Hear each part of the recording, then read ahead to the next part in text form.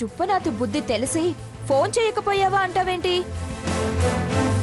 పిలిస్తే వచ్చి మీ మూడ్ చెడగొట్టి టపాసుల బదులు ఈయన అవాకులు చవాకులు పేలేవాడు. ఏదో అవమానాలకి తెరలేపేవాడు. హ్యాపీ దివాళీ మరో రకంగా ఉండేది. అమ్మ కన్నీళ్లు, నాన్న బాధ. సర్లే, ఆ విషయం వదిలే. తాతయ్య బాగా ట్రీట్ ఇచ్చి పంపినట్టున్నారు. తెగ ఫీల్ అయిపోతున్నారు. ఏం ట్రీటో ఏమో, నాకు చాలా భయంగా ఉంది. తాతయ్య ప్లాన్ పర్ఫెక్ట్ గా ఉంటుంది. లేనిపోని భయాలు ఏవి పెట్టుకోకుండా దీపావళి బాగా ఎంజాయ్ చేయండి. బావా అక్కడుంటే ఇవ్వు, గ్రీటింగ్స్ చెప్తా.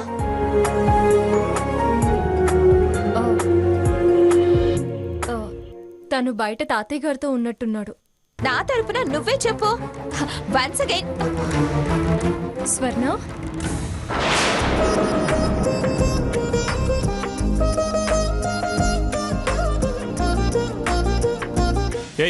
ఎవరికి హ్యాపీ దివాళీ చెప్తున్నావు?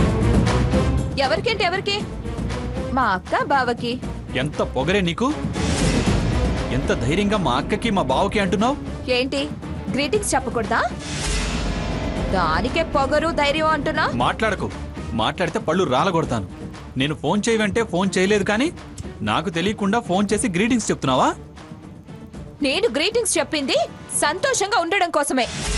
నిన్ను ఇన్వైట్ చేస్తే సంతోషాల్ని ఆవిరి చేస్తావు. అందుకే చేయనన్నాను.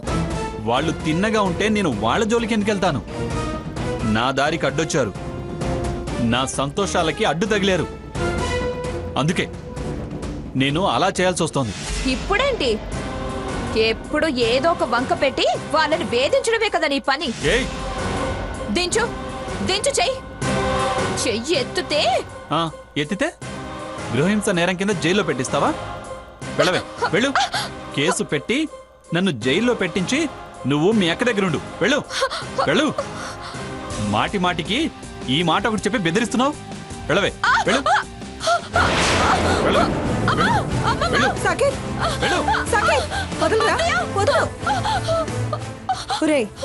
ఏంట్రా ఏంట్రా ఇది? ఎందుకు తనలా కొడుతున్నా నెడుతున్నావు? దీపావళి పండగమ్మా, దీపావళి పండగ. అత్తవాళ్ళు పిలవలేదు, క్రాకర్స్ కాల్చడం లేదు. అందుకే వాళ్ల సొత్తైనా దీని చెంపలు వాయిస్తూ ఆ శబ్దాలు విని ఆనందిస్తున్నా. ఏంట్రా ఏంట్రా ఈ పిచ్చి చేష్టలు? పిచ్చెక్కిస్తున్నారు, పిచ్చెక్కిస్తున్నారు వీళ్ళు.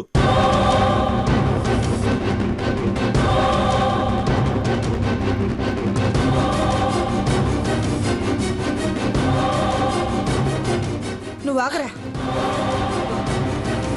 స్వర్ణ, నువ్వు లోపలికి పదా.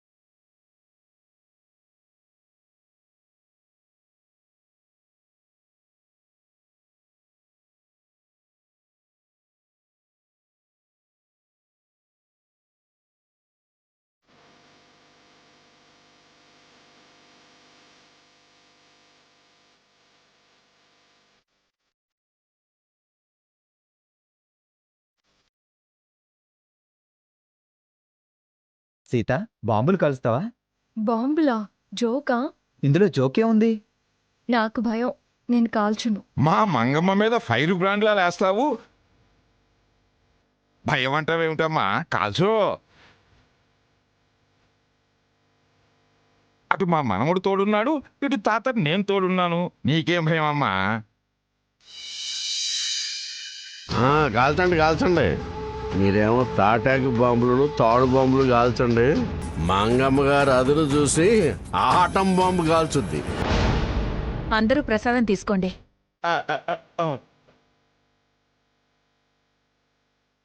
మీరు టపాసులు కాల్చేలోపు మేం వంట పూర్తి చేస్తాం.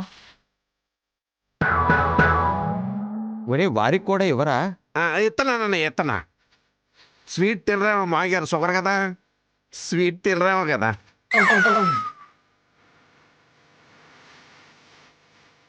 ఏం వంటలు అమ్మా, రోజు తిండే కదా, దానికి ఆరాటం ఏముంది. ముందు టపాసులు కలుద్దాం పదండి. ఓ అలా ఎలా? రోజు తినే అలవాటు కదా, అది లేట్ చేసేట. మీరు మీరు మాత్రం కానీ వదినా. ఇగో రాధాకృష్ణ, సరదాగా కాసేపు కాలుద్దామయ్యా. అమ్మా శకుంతల, బాబాయ్ గారు, ఆ ప్రసాదం రెండు ఎక్కువ పెట్టు మీ ఆయనకి. ఈ మాట అన్నారు బాగుంది. మామగారు మంచోరు.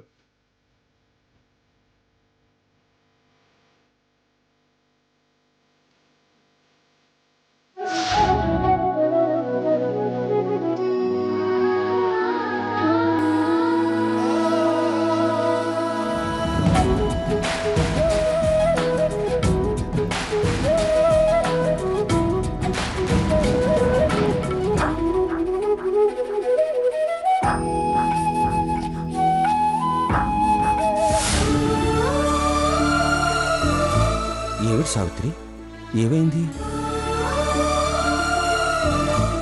ఏంటో ఇంతమందివి ఇంత ఆనందంగా ఉన్నాం. చిన్నమ్మాయి చిన్నల్లుడు ఉంటే బాగుండేదనిపించింది. పిచ్చిదానిలా ఉన్నావే.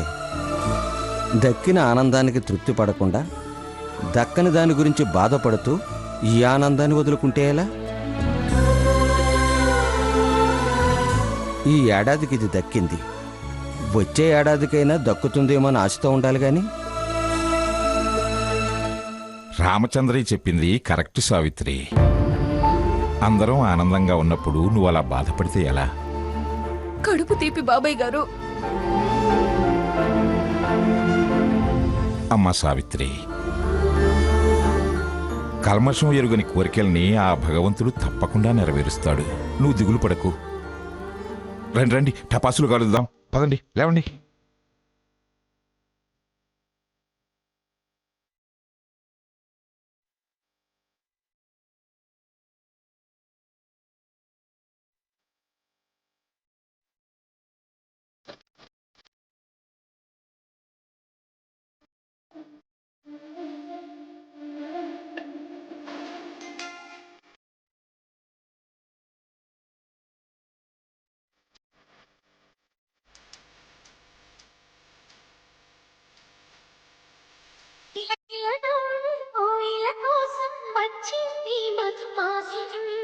మిలమిల మిరిసే చంద్రుడి కోసం తెర తీసెను సాయంత్రం.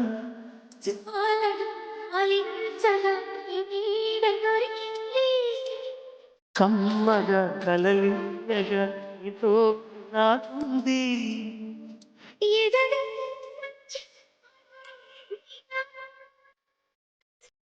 గుడి తలుపులు తీయక ముందు వరమిచ్చెను దేవుడు. నిజమేనా రావిలి?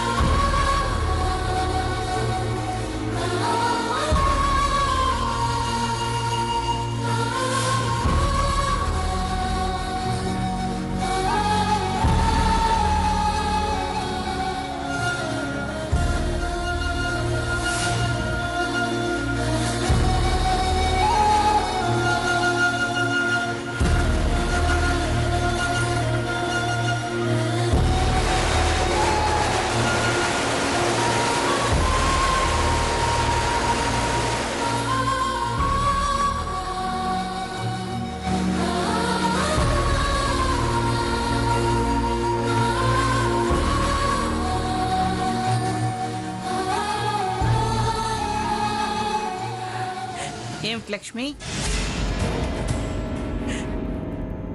అత్తయ్య, పండగ పూట కనీసం బయట దీపాలైనా పెట్టకుండా లక్ష్మీ పూజ చేసేవేళ నట్టింట్లో అలా కన్నీరు పెట్టుకుంటూ కూర్చున్నావేమిటి? అది కదత్తయ్య. పట్టిన దరిద్రం వదిలిపోవడం నీకు ఇష్టం లేదా ఏమిటి?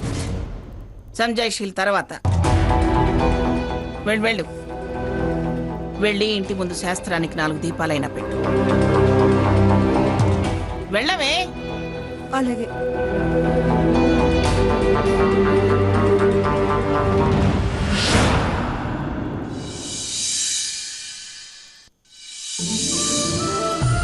గుడ్ మార్నింగ్ తాతయ్య. Good morning. Good morning. మావయ్య గారు ఇదిగోండి పేపర్. తాతయ్య గారు కాఫీ.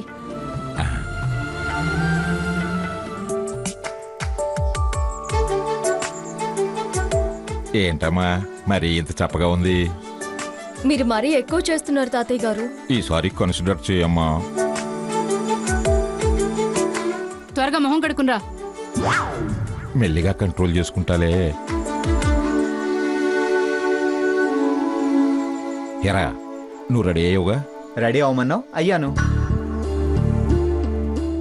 ఎక్కడికో వెళ్దామన్నావుగా, వెళ్దామా? నేను రావటం లేదురా.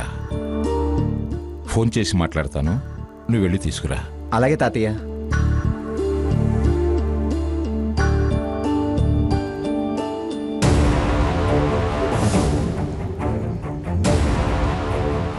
నువ్వేం భయపడకయ్యా, నేనున్నాను కదా.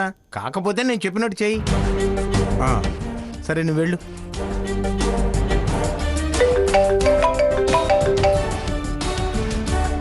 జడ్జి గారు నమస్కారం సార్. నమస్కారం. ఇవాళ కోర్టుకి సెలవేగా లాయర్ గారు? సెలవే సార్. చిన్న పనుండి స్టేషన్కి వచ్చాను. చెప్పండి సార్. నేను మా పెద్ద మనవడిని పంపిస్తున్నాను, కాస్త తీరుబడి చేసుకుని రాగలరా?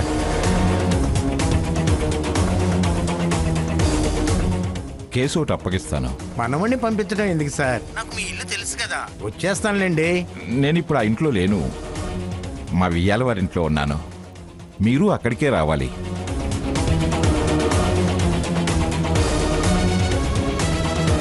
ఆ అడ్రస్ మీకు తెలియదు కదా, అందుకే నా మనవడు రఘురామ్ వచ్చి తీసుకొస్తాడు. సరే సార్, పంపించండి. ఓకే. లాయర్కి ఫోన్ చేసి రమ్మంటున్నారు, దేనికండి? లాయర్ నోటీసులు పంపించి ఆ ఇల్లు ఖాళీ చేయిస్తానని నిన్ననే చెప్పాను కదా. నా మనవడు రఘురామ్ వచ్చి తీసుకొస్తాడు. సరే సార్, పంపించండి. ఓకే. లాయర్కి ఫోన్ చేసి రమ్మంటున్నారు, దేనికండి? లాయర్ నోటీసులు పంపించి ఆ ఇల్లు ఖాళీ చేయిస్తానని నిన్ననే చెప్పాను కదా దానికి.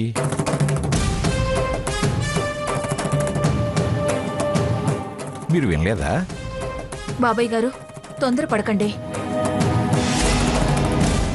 మీరిక్కడుండి అలా లాయర్ నోటీసులు పంపిస్తే జీవితకాలం మా మీద మచ్చ మిగిలిపోతుంది. మీకు చెడ్డ పేరు తెచ్చే పని అయితే నేనెందుకు చేస్తానమ్మా? నా ప్రయత్నం ఏదైనా వీళ్ళ మంచి కోరే కదమ్మా.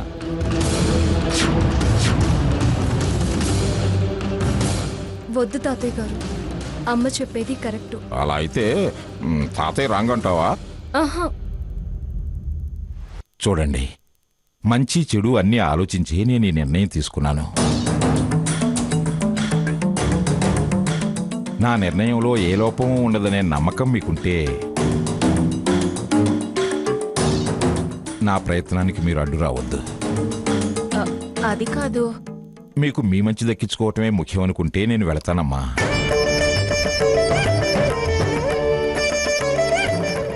బయట ఎక్కడొకక్కడుండి నా ప్రయత్నానికి న్యాయం జరిగేలా చూస్తాను. తాతయ్య గారు, దయచేసి అమ్మ మాటల్ని అపార్థం చేసుకోవద్దు. మా భయాలు మీకా తెలియనివి కావు. మనం బంధం ముడిపడాలని కోరుకునే వాళ్ళం కదా. ఇలా పంతాలకి వెళితే తెగుతాయి గాని ముడిపడవు. తెగేదాకా అలాగే మూర్ఖుని కాదమ్మా, పట్టు విడుపులు తెలిసిన వాణ్ణి. నాకు వీళ్ళ భయాలే కాదు, మీ ధైర్యాలు తెలుసు. అయినా నువ్వు ఇలా వెనకడుగు వేయటం నాకు నచ్చలేదమ్మా. కొన్ని పరిస్థితుల్ని అర్థం చేసుకుని నడవాలి కదా తాతయ్య గారు. సింహం వేటాడే అణువు కోసం ఒక అడుగు వెనక్కి వేయొచ్చు, కానీ పారిపోవటానికి మడమ తిప్పదు. మనం వేటని కోరుకోవడం లేదు కదా. అది దానికి అవసరం, ఇది మనకు అవసరం. రెండు బతుకు తిప్పలే.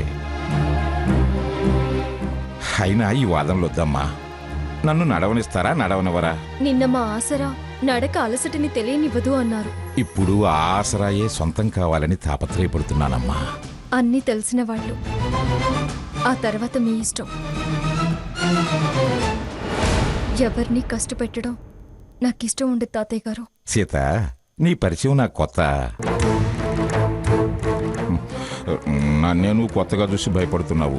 ధైర్యంగా ఉండు. అన్నీ తెలిసిన వాళ్ళు. ఆ తర్వాత మీ ఇష్టం. ఎవరిని కష్టపెట్టడం నాకిష్టం ఉండదు తాతయ్య గారు. సీత, నీ పరిచయం నాకు కొత్త. నన్నే నువ్వు కొత్తగా చూసి భయపడుతున్నావు. ధైర్యంగా ఉండు. రే రఘురామ్, నువ్వు వెళ్ళి తీసుకురా. సరే తాతయ్య, వెళ్ళొస్తాను సీత. బాబాయ్ గారు, ఇప్పుడు టిఫిన్ ఏం రెడీ చేయమంటారు? ప్రత్యేకంగా చెప్పేదేముందమ్మా, ఏదోటి చేయండి. మీ చేతులతో ఏది పెట్టినా రుచిగానే ఉంటుందమ్మా. సీత, పదమ్మా. త్వరగా మొహం కడుకునరా, కాఫీ తాగుదు గాని. ముందు టిఫిన్ రెడీ చెయ్యి. బావగారు, మీరు కూడా రండి. అలాగేనమ్మా. ఒరే పిల్లలు, జాగ్రత్తగా కాల్చుకోండి. అలాగే.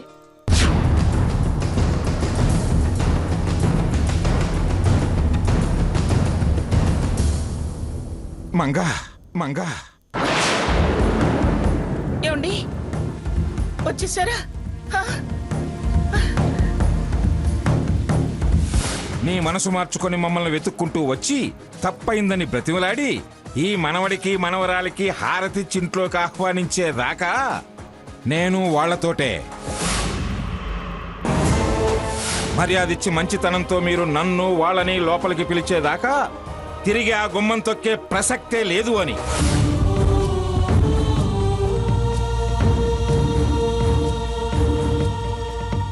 ఒక్కసారి మంగమ్మ గారికి ఫోన్ చేద్దాం.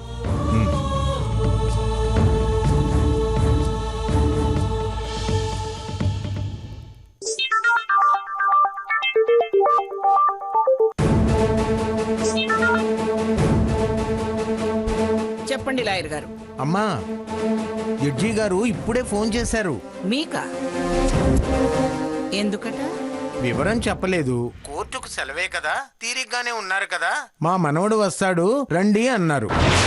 మనవడు ఎందుకండి, తెలిసిన అడ్రస్సే కదా అంటే, పెద్ద మనవడు వేరే అడ్రస్సు కేసు అంటూ అదోలా మాట్లాడారమ్మా. నాకు ఎందుకో అనుమానం వేసింది. మీరు అపాయింట్ చేసిన మీ కంపెనీ లాయర్ని కదమ్మా. అందుకే తమరికి ఒక మాట చెప్దామని ఫోన్ చేస్తున్నాను. ఏంటమ్మా విషయం? అది ఫోన్ చేసిన ఆయన అడగాల్సిన విషయం, నన్ను కాదు. మీరు వెళుతున్నారా? తప్పదు కదమ్మా, జడ్జి గారు కదా. ఏమిటి ఈవిడ ఫోన్ కట్ చేసింది? డిఫరెన్స్లు ఏమన్నా వచ్చాయా? లాయర్స్ కేసులు, ఫైనాన్స్లో డిఫరెన్సులు రాకపోతే ఎలా వస్తాయి? సాకేత్, రే సాకేత్. గ్రాని, ఏమైంది గ్రాని? అర్జెంటుగా మనం బయలుదేరాలి. ఈ ముసలాయన మరీ ఎక్స్ట్రా చేస్తున్నాడు. ఏమైంది అత్తయ్య? ఏమైందో ఏమవుతుందో వచ్చాక తెలియదు. పదరా బయలుదేరదాం. నన్ను రమ్మంటావా అమ్మా? అలా అడుగుతారే, వెళ్ళండి.